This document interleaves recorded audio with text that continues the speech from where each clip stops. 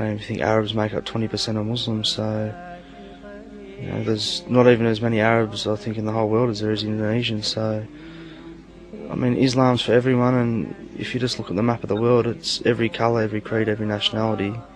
I went through a period of about 5 or 6 years in my life where basically if you were to look at me, you'd say he's a scum of the earth, and that's the way I was treated, and that's what I was, and it was from my own hand. I destroyed my family, I destroyed myself, I destroyed anything that I ever care about, and I kept on going down and down and further down in life until I was at the bottom of the barrel. I was pretty much the worst people, and certain things happened to me that I don't want to elaborate on too much further here, because as a Muslim's meant to conceal his sins, and I'm not too proud of how I used to be. But there came a point where I asked God to save me from what was going to happen to me. I was either going to get killed or certain things, and I said to myself, I'll have to do it now, mate. There's no turning back, Muhammad. You've come to this point in your life where Allah subhanahu wa ta'ala, God Almighty, has shown you, I must admit I did have a lot of the believed in a lot of the negative stereotypes about Islam, such as sort of the irrational, the terrorist, misogynist type attitude of Muslims. And when I found this was not the case, that it spurned more interest, and well, what else don't I know? And the Muslims actually that I met, like the first time I actually had that human contact with Islam and Muslims, they were actually some of the finest human beings that I'd met, and it was quite shocking to me, actually.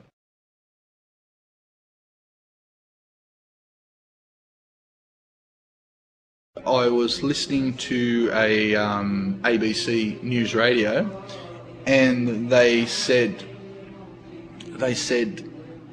that a Queensland company had just marketed a special honey, a medicinal honey, because honey has a lot of antibacterial properties. Okay, 2 days before that, I'd been given my first Quran. All right, that afternoon, I thought to myself, "Oh, that's interesting about the honey, etc." That afternoon, I went home and I said, "Oh, let's have a look at this Quran," and I opened it up to Surah the B, and I apologise, I don't remember the verse, but the very thing I read when I got home was,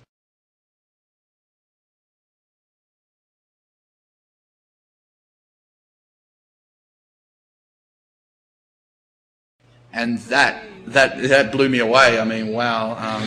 If I ever find I need to cleanse my heart or soothe my senses, I just read the Quran.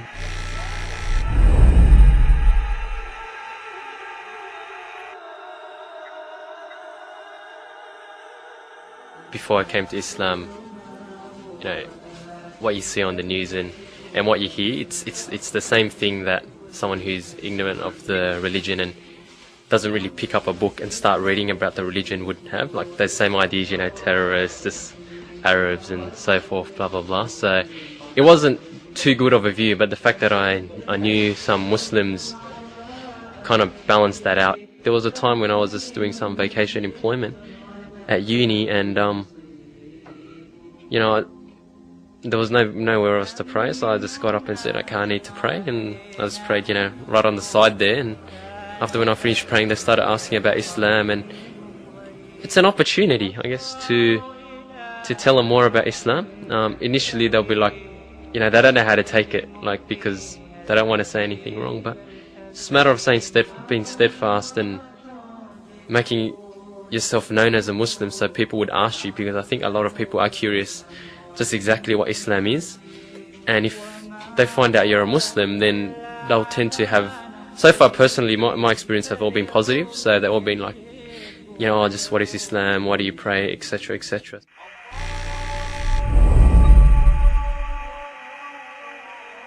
Islam began in Indonesia through tradesmen. The honesty of these tradesmen in their business dealings and their manners sort of made them stand out in that society. And so when the message of Islam came, it was easy for them to accept. Previously, Indonesians worshipped idols, which meant when Islam came to them, it made sense to them.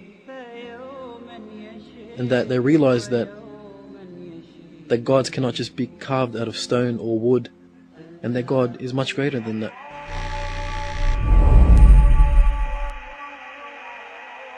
Islam is one, and that's what I really love about Islam. It doesn't matter what color you are, doesn't matter what religion you come from.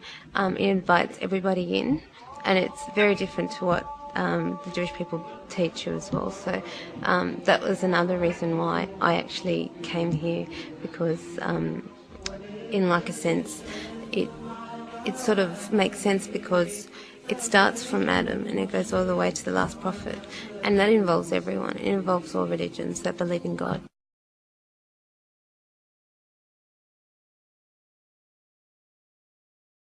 One thing that really stood out was when they got somebody in, and it was like a young boy, and he was actually reading the Quran in Arabic, and I started to feel it in my heart when he was reading it in Arabic, and to me, like, I don't even understand it. I was actually like wanting to cry. I was actually thinking, stop it, because I'm gonna cry in a second. So, like, that's when I knew, well, definitely I feel it in my heart if I can feel this, yeah.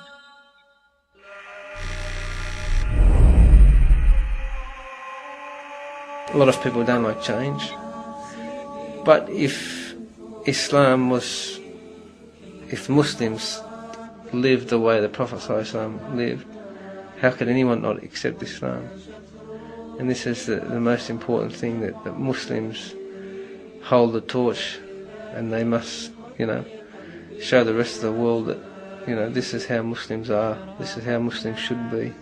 One of those things where I'd left home early and had a good upbringing, and I knew right from wrong, but I wanted to get a taste of life, and alhamdulillah, Allah saved me, at a young age, rather than going into the bad things in life.